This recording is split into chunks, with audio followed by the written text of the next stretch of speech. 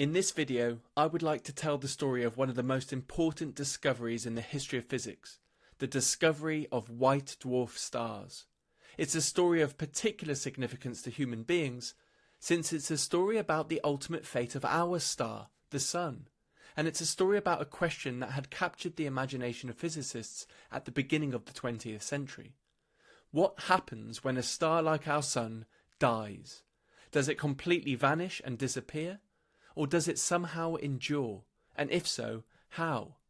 It's a story full of colourful characters, controversy and mind-boggling calculations. But perhaps most exciting of all, it's a story that is still being written. So buckle up and enjoy the ride. Our story begins in 1834 when the astronomer and mathematician F.W. Bessel found that the brightest star in the night sky, Sirius, exhibits wavy irregularities in its motion through space. Anyone who's ever peered at the night sky most likely has seen Sirius, the dog star, though they might not have realised it. It can be located by identifying Orion's belt and then drawing an imaginary line diagonally downwards towards the horizon until you meet the brightest star visible. That is Sirius. When Bessel looked at Sirius through a telescope, he noticed a slow and distinctive periodic motion and concluded that it must have an invisible companion revolving about it, gently tugging it this way and that, with a time period of approximately 50 years. It wasn't until January 1862 that the ghostly companion was first directly observed by Alvin G. Clark, using the largest refracting telescope in the world. The companion star, now called Sirius B, was found to have a mass comparable to the Sun, but its luminosity was less than 1/400th that of the Sun. At the time, two plausible explanations were provided for the abnormally low luminosity. Either the star had an extremely low surface temperature, which would imply a low luminosity, or it must have an unusually small diameter, roughly the same as the Earth. In the absence of any other evidence, it was generally supposed that the star must be very cool, since a diameter small enough to explain the observed luminosity would imply a density over 100,000 times greater than water, far greater than any material found on Earth. Unsurprisingly, scientists at the time thought that this was impossible. However, in 1915, the mystery deepened when Walter S. Adams announced that he had succeeded in securing a spectrogram of Sirius B using the telescope at Mount Wilson. It showed a light spectrum identical to Sirius A. Now, since stars were known to radiate with temperatures correlated to their colour, and since the colour profiles matched so well, the dimness of Sirius B could not be explained because of low surface brightness. So the only plausible explanation remaining was that Sirius B must be an incredibly dense star, composed of matter unlike anything found on Earth. Such a star became known as a white dwarf. 9 years later, in 1924, Arthur Eddington, the most famous astronomer of his day, suggested that if Sirius B was indeed as dense as observations suggested, then according to Einstein's newly developed law of gravity, light climbing out of its intense gravitational field would be red-shifted by 6 parts in every 100,000, a shift 30 times greater than for light emerging from the Sun, and therefore easier to measure. He contacted Walter Adams at Mount Wilson and asked him to measure the shift, and in 1925 Adams published his conclusions, which supported the idea that Sirius B was indeed an incredibly dense white dwarf star. Eddington remarked that Professor Adams has killed 2 birds with 1 stone. He has carried out a new test of Einstein's general theory of relativity, and he has confirmed our suspicion that matter over 2,000 times denser than platinum is not only possible, but is actually present in our universe. The existence of such compact objects, however, presented a major puzzle that the astrophysical theories of the early 1920s could not explain. According to Eddington, very high density material with the compressibility of a perfect gas is possible if and only if the temperatures in the interior of these stars are high enough to completely ionize the atoms. This is because bare nuclei and electrons together form an aggregate of matter very different from that found on Earth. An ionized gas is an assemblage of particles that are millions of times smaller than the size of normal atoms, and therefore can be compressed to much smaller volumes. This reduction in size makes the high densities possible. However, there was a problem with this picture, which Eddington recognised. As the energy of a compact star is slowly radiated into space, the temperature should fall, causing the fast-moving electrons to slow down and recombine with the protons to form ordinary neutral atoms.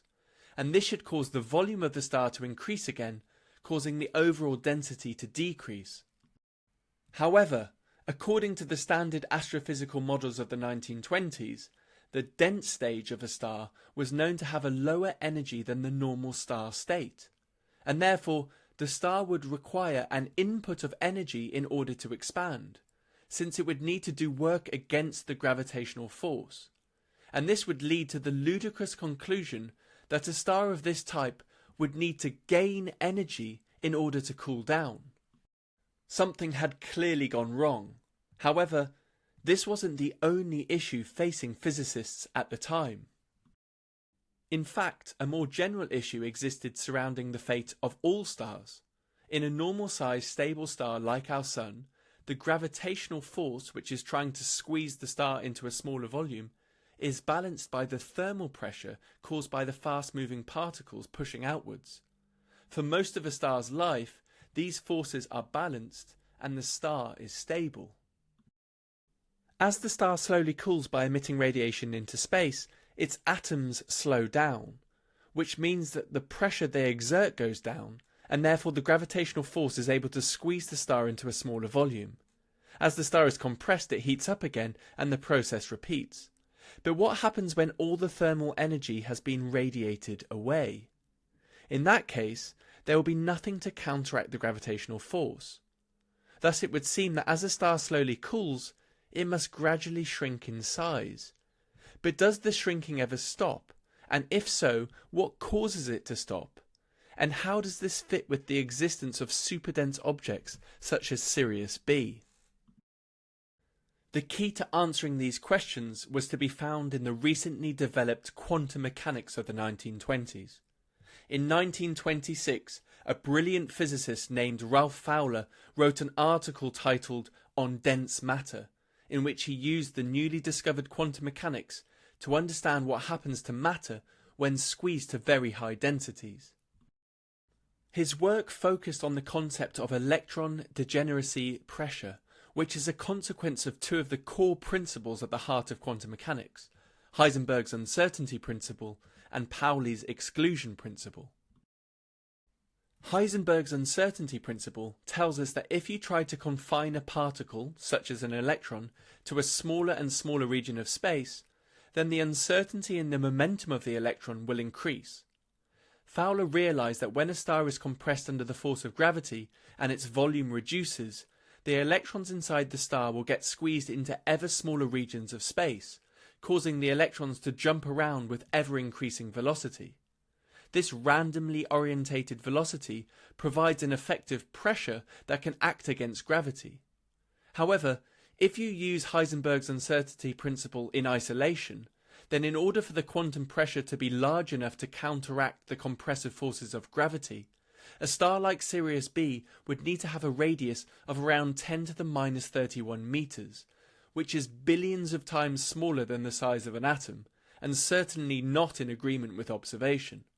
So what is wrong with this picture?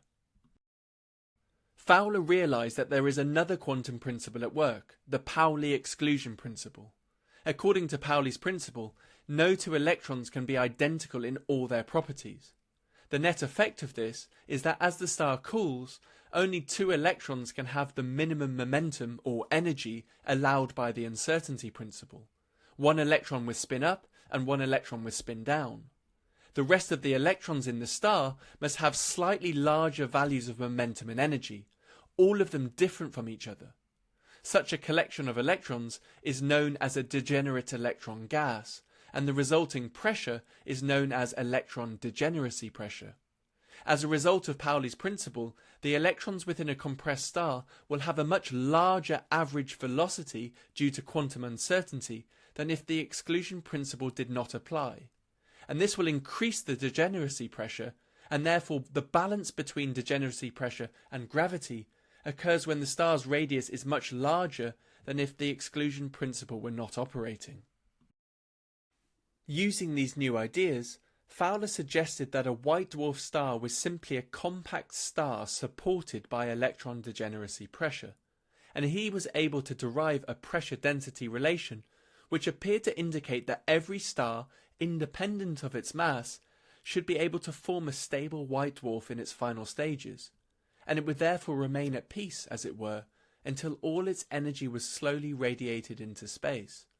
Arthur Eddington was particularly satisfied with such a course of evolution, as it saved physics from the embarrassment of having to explain how an object as massive as a star could shrink to zero size. It was at this stage that a young Indian physicist by the name of Subrahmanyan Chandrasekhar entered the scene.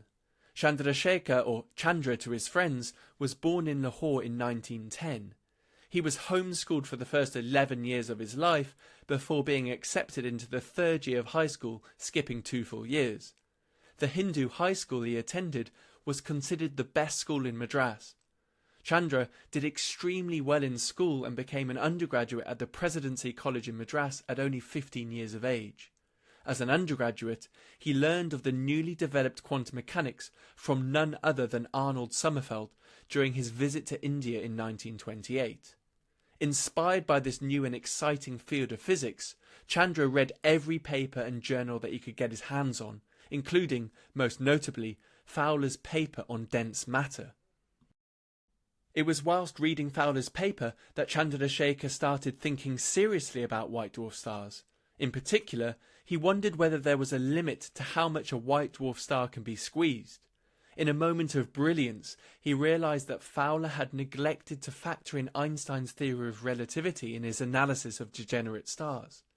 He realised that if a star became small enough, then Heisenberg's uncertainty principle would force the speed of the electrons to approach the speed of light, and therefore, in order to properly understand what is happening inside these very dense stars, a combination of both quantum mechanics and Einstein's theory of relativity was required. As we've already seen, quantum mechanics insists that when dense matter is compressed, the speed and therefore energy of the electrons must increase. Chandrasekhar realised that the nature of the additional electron energy is different depending on whether the electron is moving slowly compared with the speed of light or is moving close to the speed of light.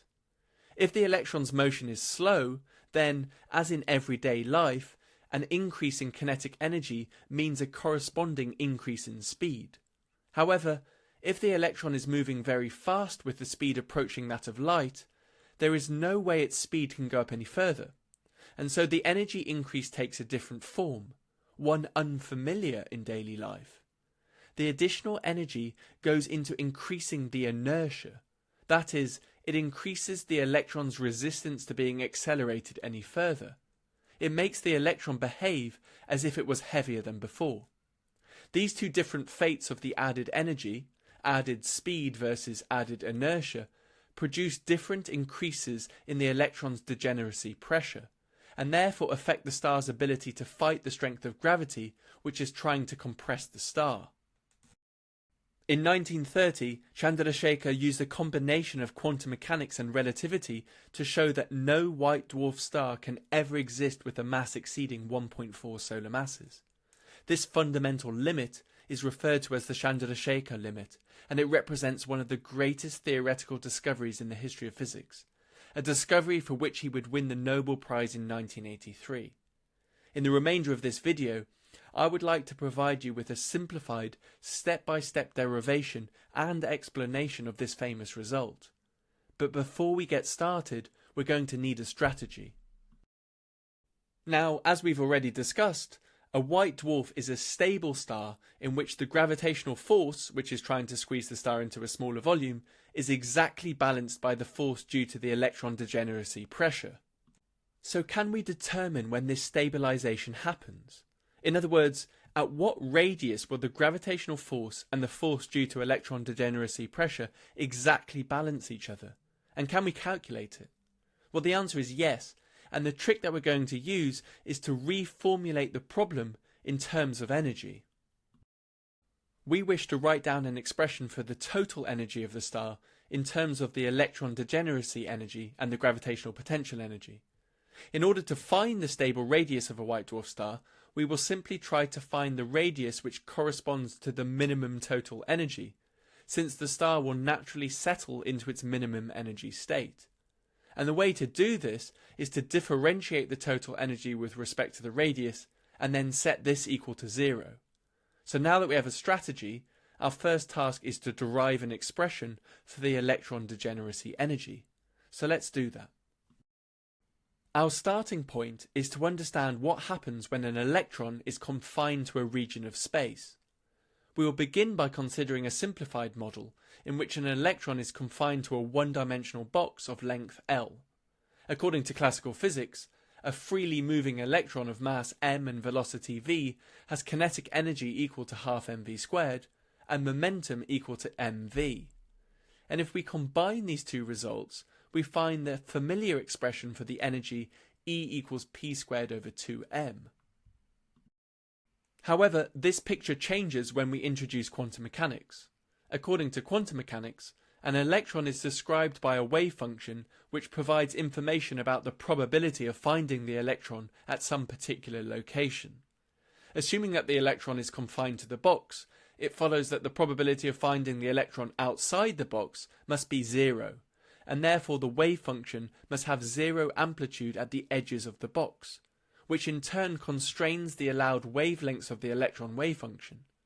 More specifically, if L is the size of the box, then the allowed wavelengths are given by lambda equals 2L over n, where n is a positive integer representing the number of half wavelengths that can fit inside the box.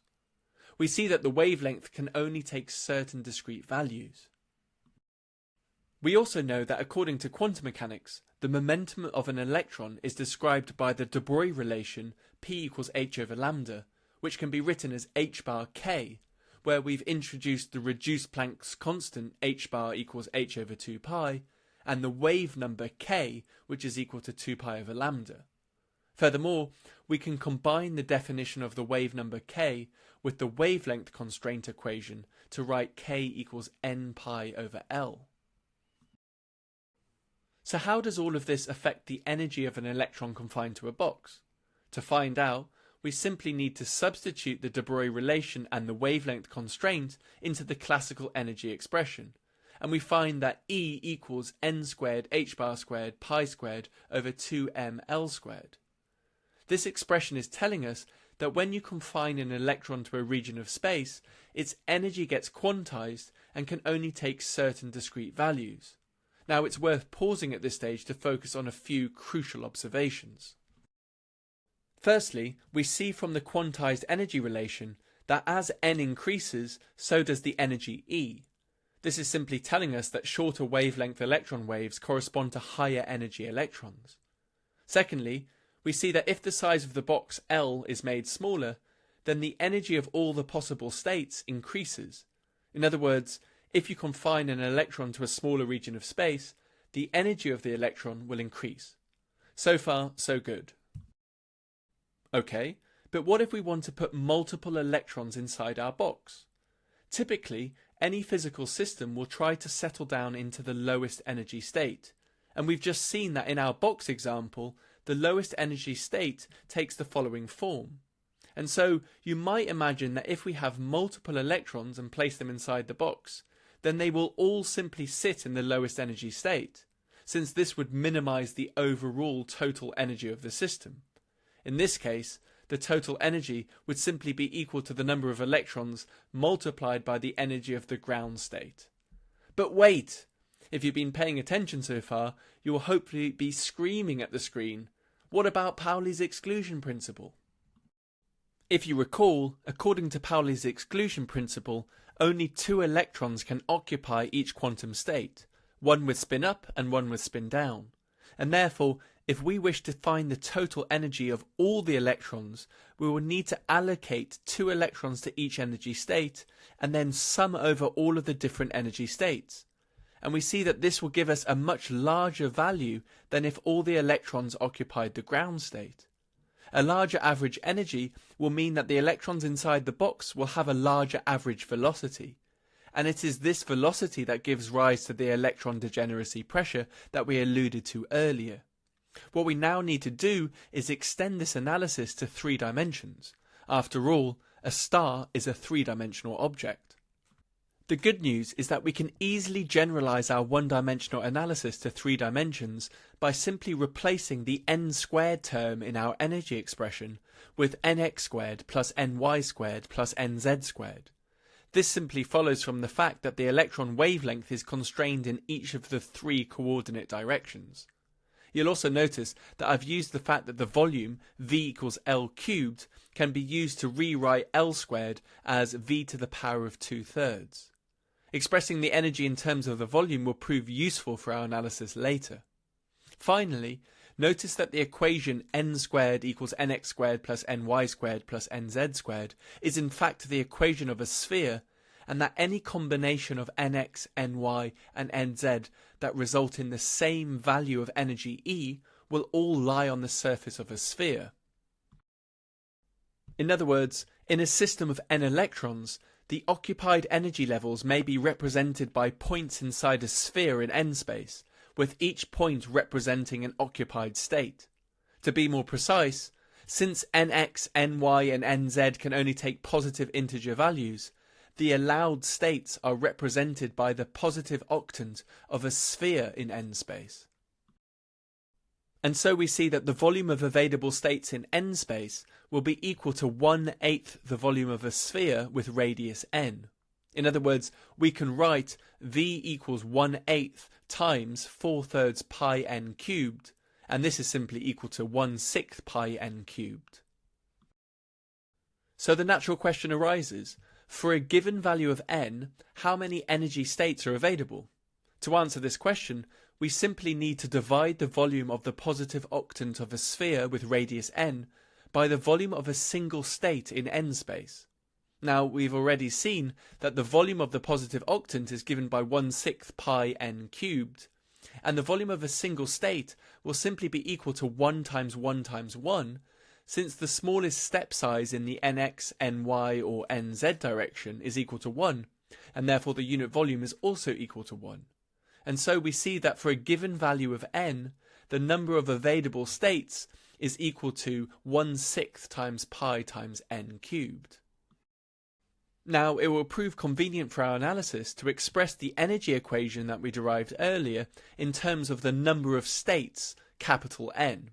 To do this, we simply rearrange our expression for the number of states and then substitute this into the energy relation, and we find the following green expression.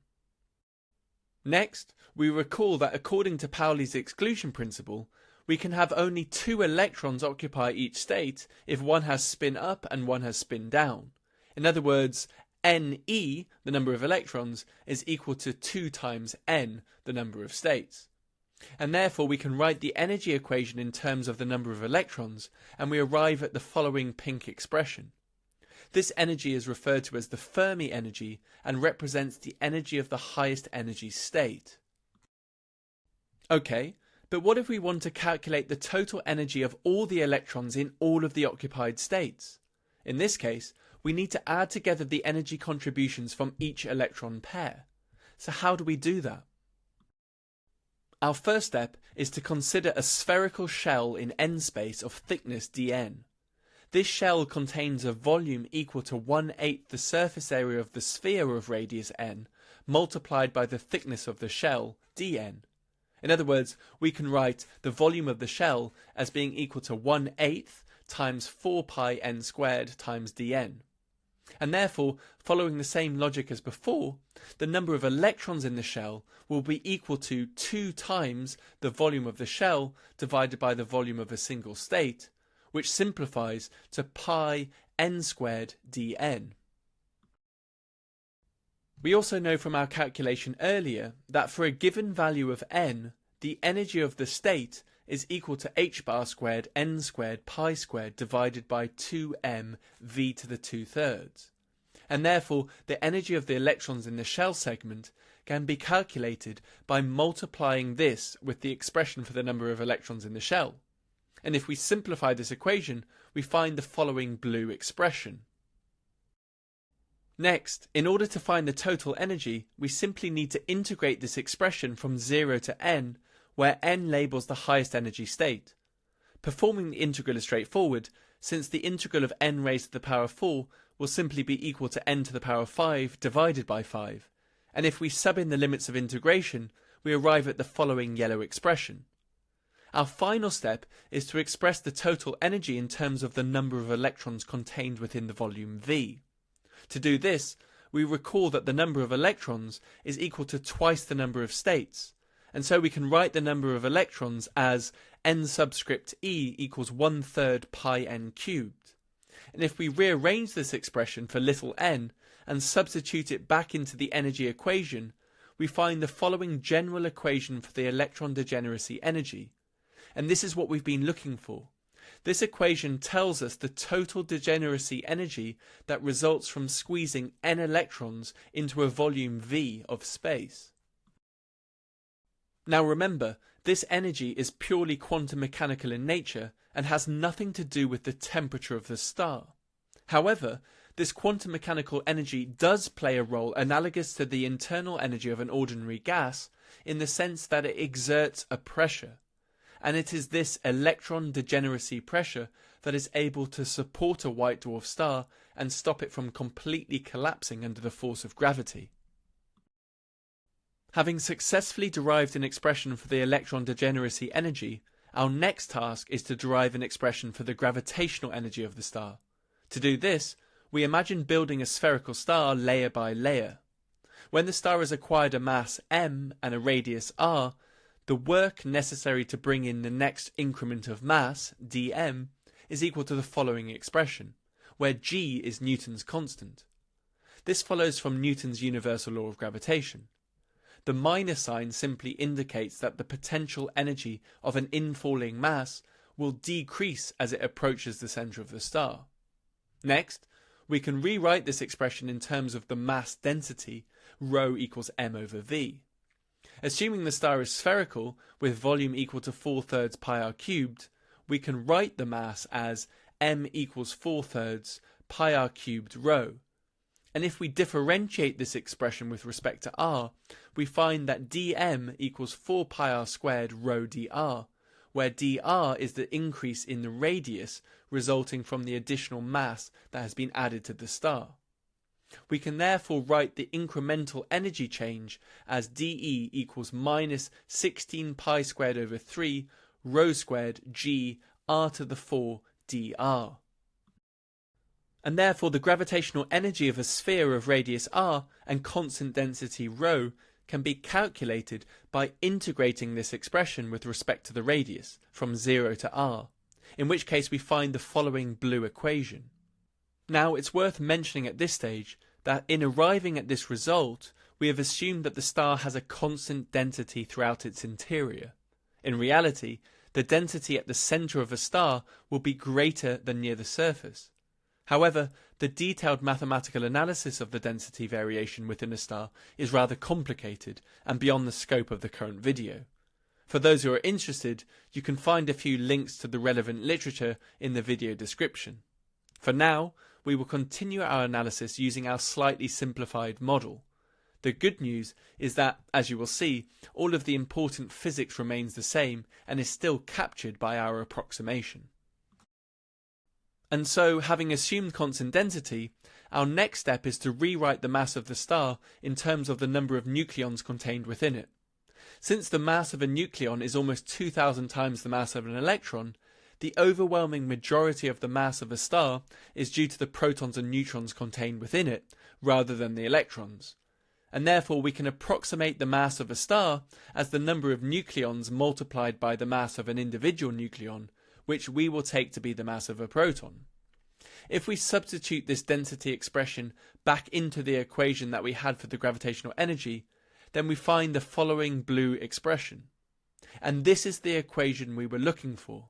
This equation tells us how the gravitational energy of a star varies with the radius of the star. We are now finally in a position to combine our results to determine the total energy of our white dwarf star. We have derived an expression for the gravitational energy as a function of the radius of the star, and we have derived an expression for the electron degeneracy energy in terms of the volume of the star. The last thing we need to do is re-express the electron degeneracy energy in terms of the radius. Thankfully, this is very straightforward, since the volume of a spherical star will simply be equal to 4/3 pi r cubed, and if we substitute this in place of v and simplify, we find the following blue expression. Now at this stage, it's easy to get lost in all of the symbols, so to make things a little bit easier to visualize, let's plot this information on a graph. If we plot the total energy on the y-axis and the radius on the x-axis, then we find the following smooth curve which represents how the total energy of the star varies with radius. Now we wish to find the radius which minimizes the total energy, and as we can see from the graph, this corresponds to where the gradient of our curve is equal to 0. In other words, where dE by dt equals 0. The corresponding radius at this point represents the most stable radius of the star, since this is the radius that minimizes the energy. So let's now try to calculate a numerical value for this radius. In order to simplify matters, let's rewrite the total energy in a less cluttered way as E equals A over R squared minus B over R, where the constants A and B simply follow from our definitions of the electron degeneracy energy and gravitational energy respectively. To find the minimum radius, we need to differentiate the total energy and then set the answer equal to 0. We see that this leads to the following constraint on the radius. This equation will tell us the value of the radius that minimizes the energy. If we sub in the values for A and B, we find the following ghastly expression. Now we can neaten this up a little bit by relating the number of electrons to the number of nucleons inside the star. Since the star is assumed to be electrically neutral overall, the number of electrons in the star will be equal to the number of protons, and we will further assume that half of the nucleons are comprised of protons, and therefore it follows that the number of electrons is roughly equal to half the number of nucleons, which is a reasonable assumption for the lighter elements contained within a typical star. If we sub this into our radius equation, we find the following result, and if you then sub in the values for the reduced Planck constant, the gravitational constant, the mass of the electron, and the mass of the proton, you find the following expression for the radius in terms of the number of nucleons. To get a sense of what this equation is telling us, let's calculate the radius of a white dwarf which has a mass equal to the mass of our Sun, which, if you recall, was similar to the mass of Sirius B. In that case, the number of nucleons can be estimated by dividing the mass of the Sun by the mass of a single proton, and we find an answer of order 10 to the 57 nucleons. And so, if we substitute this into our radius equation, we find an answer of around 7 times 10 to the 6 meters. And if we compare this with the radius of the Earth, we see that a white dwarf with a mass equal to our Sun would be roughly the same size as the Earth, which is exactly what the astronomical observations of the early 20th century suggested. Our theoretical prediction matches observation. Furthermore, we can estimate the density of this white dwarf star by substituting this radius into the density equation along with the mass of the Sun. If we do this, we find an incredibly high density, roughly 200,000 times the average density of the Earth. Okay, let's just pause a moment and take stock of what we've done so far. What is the significance of the radius equation that we've just calculated? Firstly, it is worth emphasizing that this equation is telling us quite specifically that white dwarf stars can exist, and that it's possible for electron degeneracy pressure to support a star and stop it from collapsing under its own gravity. This is not a trivial thing, since it might have been the case that the equations could not be satisfied for any combination of mass and radius. The second thing we notice is that if we re-express the radius equation in terms of the mass of the star, we see that the radius is proportional to 1 over the cube root of the mass. And if we rearrange for m, we find that the mass of the star is inversely proportional to the volume of the star. This is telling us that the mass of a white dwarf star multiplied by its volume must be a constant. In other words, if we look up into the sky and measure the volume and the mass of any white dwarf star, we should find that the mass multiplied by the volume will always give the same number for every white dwarf star. That is indeed a bold prediction. And to think that we've been able to arrive at this fact about the universe using a simplified model of quantum mechanics and Newtonian gravity. Thirdly, this equation is telling us that as the mass of a star increases, the volume of the star will actually decrease, which is certainly not what you might expect. And finally, this equation appears to suggest that for any value of m, there will always exist a value of r for which the degeneracy pressure can stop the gravitational collapse. This suggests that all stars will eventually become a white dwarf. So is this true? Well, the short answer is no, and the reason is that our calculations so far have not imposed any limit on the electron's velocity. Our analysis so far has been based on the implicit assumption that electrons can always move fast enough to stop the collapse. But in reality, this is not true. We have just seen that if we add mass to our star, then the volume of the star actually decreases, and therefore the electrons inside the star will be confined to a smaller and smaller volume of space. And therefore, according to Heisenberg's uncertainty principle, their velocities will increase, and if you add enough mass, this should cause their velocities to approach the speed of light. But according to Einstein's theory of relativity, nothing can travel faster than the speed of light. And this inherent restriction on the maximum velocity of the electrons places an upper limit on the amount of electron degeneracy pressure a white dwarf star can exert. And this in turn places a limit on the maximum mass of a white dwarf star.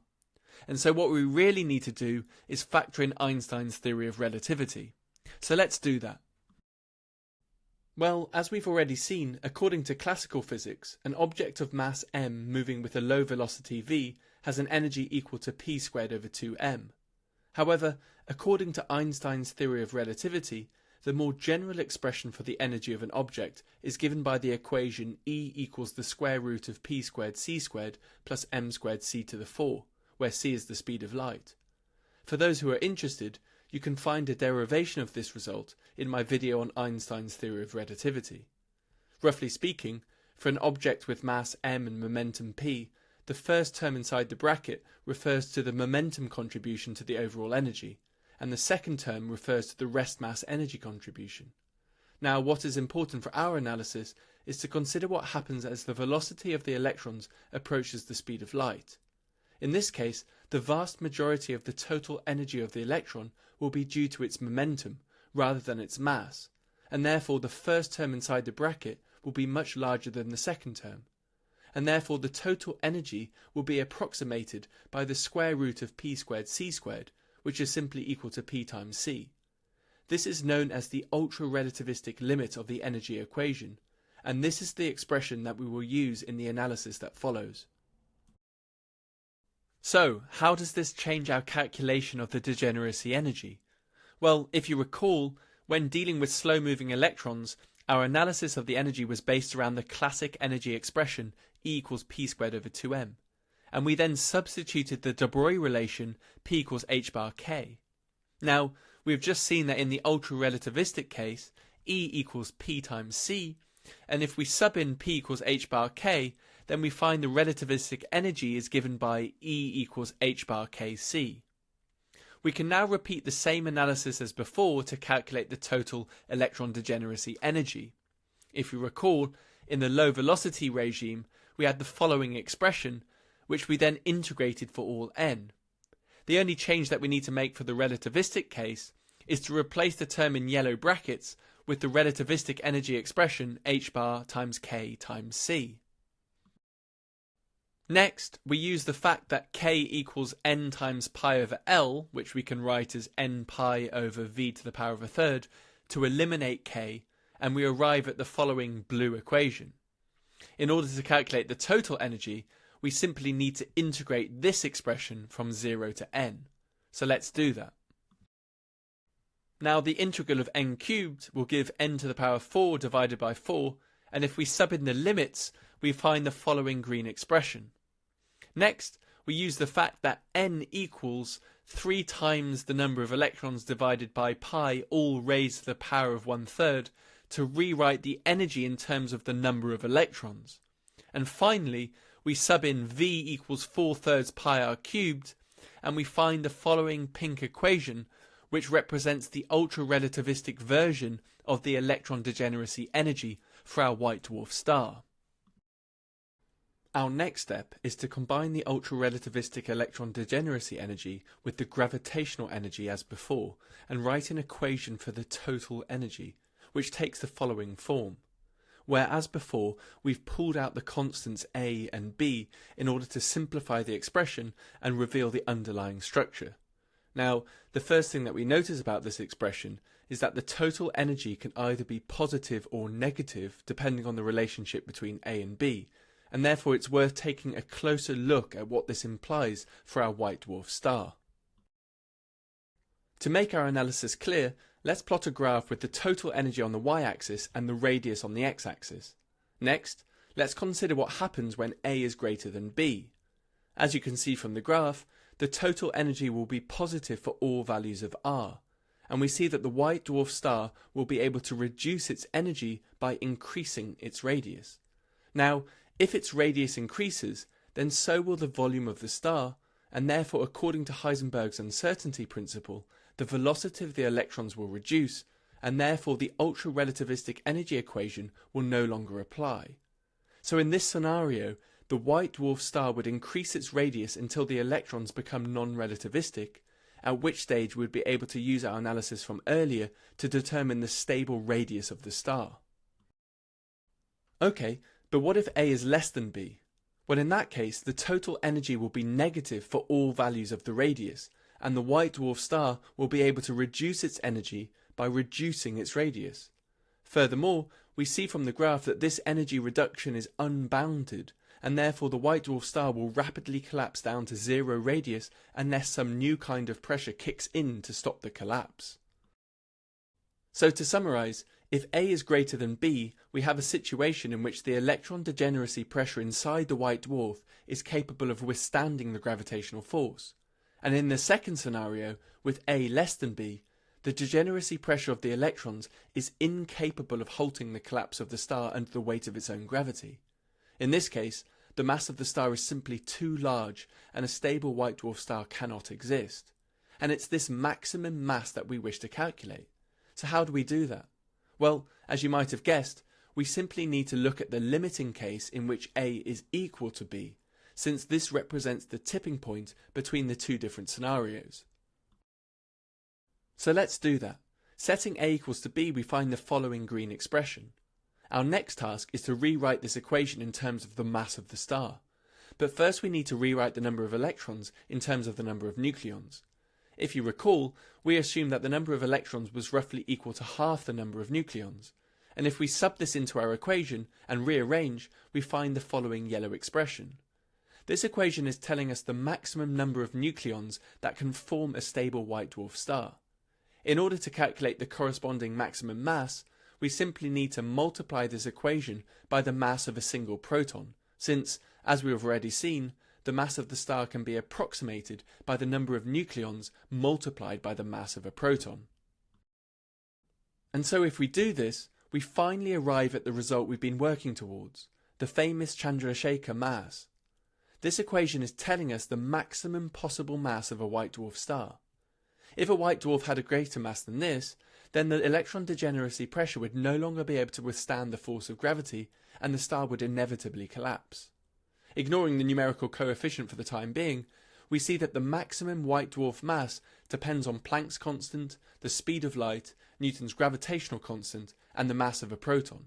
How wonderful it is that we should be able to predict the uppermost mass of a white dwarf star using this particular combination of fundamental constants. Now, if we sub in the numbers, we find a value for the Chandrasekhar mass of roughly 1.7 solar masses, which is ever so slightly larger than the current best estimate based on a more detailed analysis. The main reason for the difference in numerical factor can be traced back to our constant density approximation. If we repeat the analysis and factor in the density variations within the star, we will attain an answer much closer to the famous 1.4 solar mass result. A more detailed analysis was also taken into account the fact that, although small, the temperature of a star does play some role in determining its structure. And finally, we should also take into account the fact that the electrons experience an electrostatic force of attraction from the charged atomic nuclei. However, despite these added complexities, the remarkable thing is that the essence of this result has been successfully captured by our simplified approach. The Chandrasekhar mass is undoubtedly one of the most remarkable predictions in the history of physics, and would ultimately result in Chandrasekhar being awarded the Nobel Prize in 1983. However, it's worth noting that the immediate reaction to his pioneering paper in 1931 was complete silence. In large part, this was due to the negative reaction of the leading astronomer of the day, Arthur Eddington. So what was it about Chandrasekhar's result that Eddington disliked so much? Eddington's main objection revolved around the fate of massive stars. Now, Eddington was perfectly happy with the idea that a star like our Sun will eventually form a white dwarf and reside in this state forever, slowly cooling down and eventually becoming a cold, dark, solid object about the same size as the Earth. But if, as Chandrasekhar predicted, there was indeed a maximum possible mass for a white dwarf star, then what would happen if a dying star had a mass greater than this? If Chandrasekhar was right, then such a star could never die the gentle death that awaited our Sun. Rather, the force of gravity will make it shrink smaller and smaller until it eventually disappears. Eddington found this prediction incredibly disturbing, as it would appear to indicate that massive stars should completely collapse to form black holes in space. Eddington famously remarked, "There should be a law of nature to prevent a star from behaving in this absurd way." As a result of Eddington's objections, more than 2 decades passed before the theory was completely accepted. Today, hundreds of white dwarfs have been discovered, and each and every one of them has a mass less than 1.4 solar masses, as predicted by Chandrasekhar. Unsurprisingly, the conflict with Eddington took its toll on Chandrasekhar. As he recalled some 40 years later, "I felt that astronomers without exception thought I was wrong. They considered me as a sort of Don Quixote trying to kill Eddington. As you can imagine, it was a very discouraging experience for me to find myself in a controversy with the leading figure of astronomy, and to have my work completely and totally discredited by the astronomical community. I had to make up my mind as to what to do. Should I go on fighting, or change my field of interest and go into something new?" And so, in 1939, Chandrasekhar turned his back on white dwarfs and stellar death, and did not return to the field for over a quarter of a century. This controversy illustrates the fact that science is ultimately a human endeavour.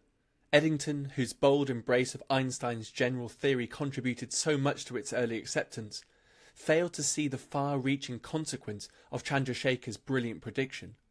Had he only taken the opposite view and dramatised in his characteristic way the significance of Chandrasekhar's discovery, and the possibility that black holes might exist, who knows how much further we might have come.